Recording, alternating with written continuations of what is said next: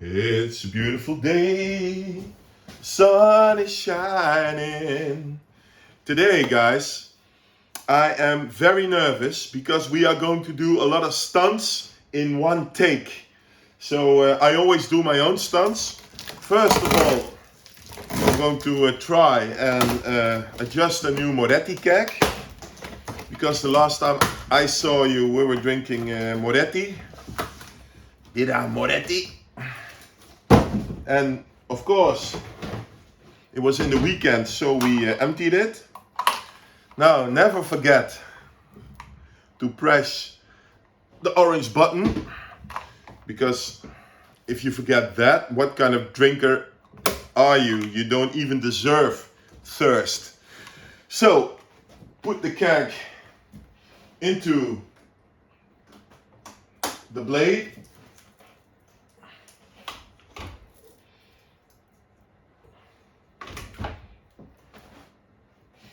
And then the sound.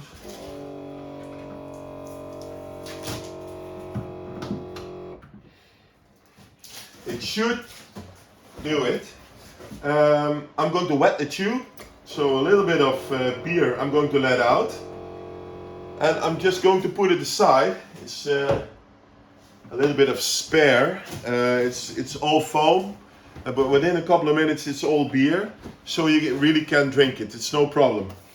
And we're going to talk about cans, we're going to talk about bottles, pouring it into a glass, because I know a lot of you have the blade, but sometimes you want a bottle or a can, or what's the difference.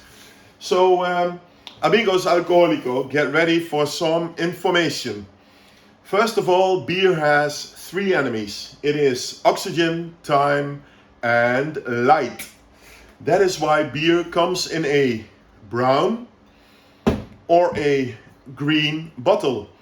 It really breaks down the UV beams. You know the sunglasses, right? Ray-Ban. Actually, it's Ban-Ray. The brown really blocks out the UV. So that is why beer in a brown bottle is really good, protected against the UV. Also, green bottle will protect it. And you know when your beer is in a green or a brown bottle that the hops has not been modified. So I'm not telling anything about other beers, but brewing to the Reinheitsgebot, from Germany. It's just malted barley, water, hops. No, how you say that? Something you extra put into, whatever. So those beers are brewed normally according to the Reinheitsgebot. Now, why do I love beer in a can? Because everyone that knows a little bit about beer nowadays will say that beer in a can is much better quality-wise than beer in a bottle, because no O2 to it and absolutely no UV. So this one is really dark, and dark is good for beer. That is why when you have an opportunity to choose between a bottle or a beer in a can, you always go for the can, okay? And you guys think, yeah, but I would always go for the can because this is Heineken 00. But just to make a comparison, choose for the can, okay? Then it is about pouring, because people ask me about the pouring. Now, I always drink straight out of the bottle. Why? Basically, this is a perfect pour in the brewery. So they pour beer into this green bottle. They put a lid on it, like protection. And basically, if I open it, I would drink it straight out of the bottle. Only with lager, okay? If you have some sort of specialty beer, you will put it in a bigger glass, because it's just like red wine or so. You want to give it some air. It has to more or less loses odor, etc. But with lager, it's a thirst quencher. You want to drink it straight out of the bottle because it's all about the refreshment and aftertaste.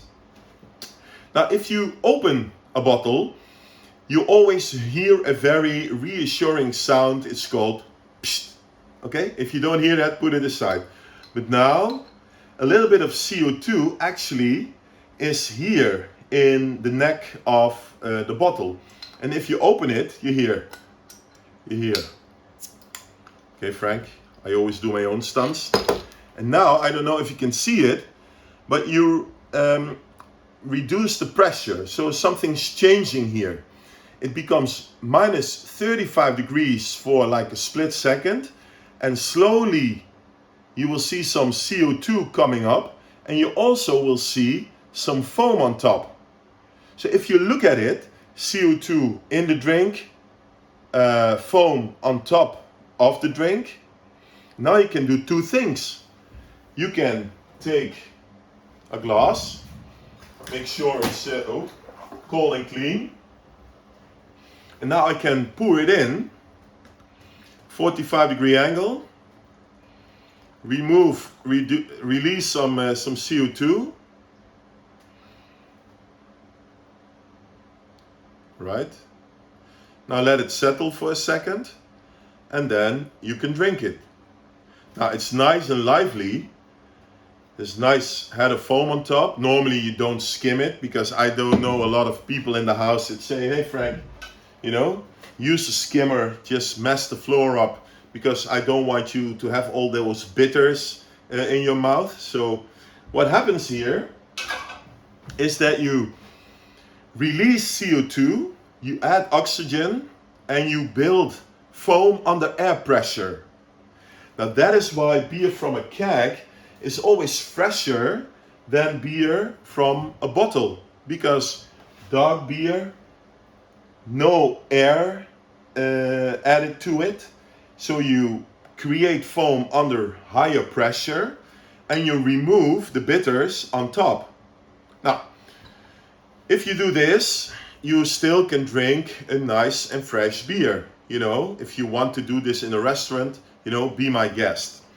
But you also understood that there was some air put in, CO2 got out, and you warm it up a little bit. So if I have beer from a bottle, I just drink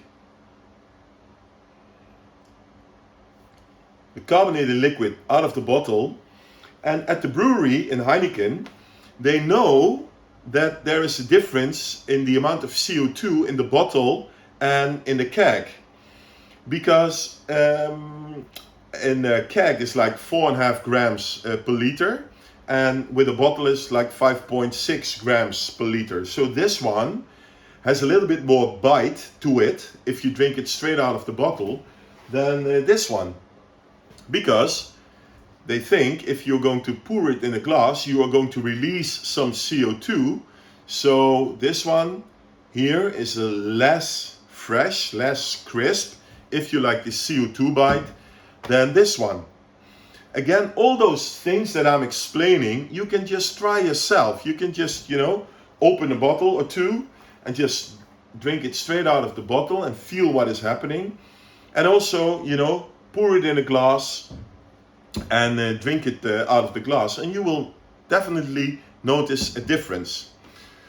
So when I'm over the world, people always say, yeah, the Heineken export is different beer than the Heineken from Holland and the Heineken from, let's say, Egypt or so.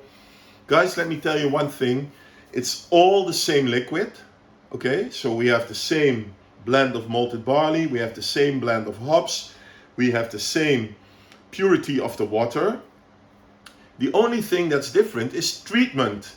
So if I put this in the sun, for instance, and then I chill it back, because of the UV, you have light struck to it. So if you open a bottle, I could smell it from like 2 meters.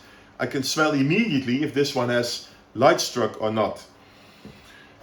So the treatment of the beer always makes a big difference in the nice and smooth aftertaste of it.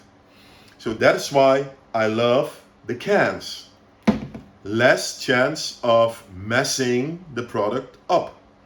But of course, I'm a draft master. What I like and what I love is draft beer. You see, this is the amount of beer that's left over the half of glass of foam. So if I'm thirsty, I can still drink it. I don't need to spoil it, you know, I can drink it. It will do the job. And now I'm going to pour a schooner. Not scooter. No, schooner. It is a slightly bigger glass than the half pint and smaller than the pint. I think it's like, out of my head, 365 milliliters. But again, it is the rinsing, cooling, cleaning. Give it a shower on the inside. Prepare the glass for what's going to happen. The beer is beastly cold. I pour it in. I don't need to let go of foam in the beginning, because even if there's some foam in the line, it's going to be the lightest part, and when I skim, I'm going to remove the lightest part. So whatever comes in here of foam will go to the top, and I will remove it.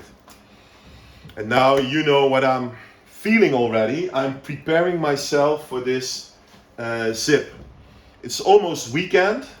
I'm almost at 1,000 subscribers, so my jacket is going to be in the raffle when that happens.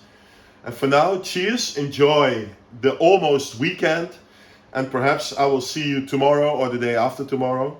And if you have a topic you want to discuss, feel free to share, amigos alcohólico, because this one is going to find its way in my belly where all the fun is happening.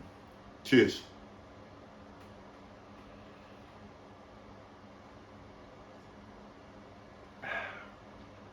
Nice. I bet a lot of you were hoping that this was like a really foaming keg, right? No, ain't happening. Cold, rested over 24 hours, not foaming. But if you would have a foaming keg, you know, you have to send it back, because we believe in quality, amigos. Living next door to Alice.